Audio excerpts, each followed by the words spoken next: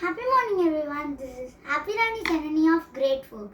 Today I am going to do blindfold reading activity.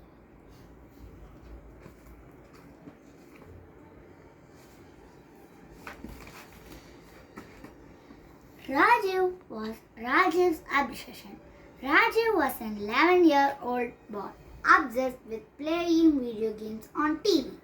He was always late for everything, such as the tuition, classes, parties, or even when he had to go out to meet his friends. He would often to cancel plans with his friends so that he could play video games instead. He even ate his meals quickly so he could return to playing video games. Although his parents scolded him, he didn't listen to them. Rajiv never tried to learn any sport and showed no interest in talking to other children.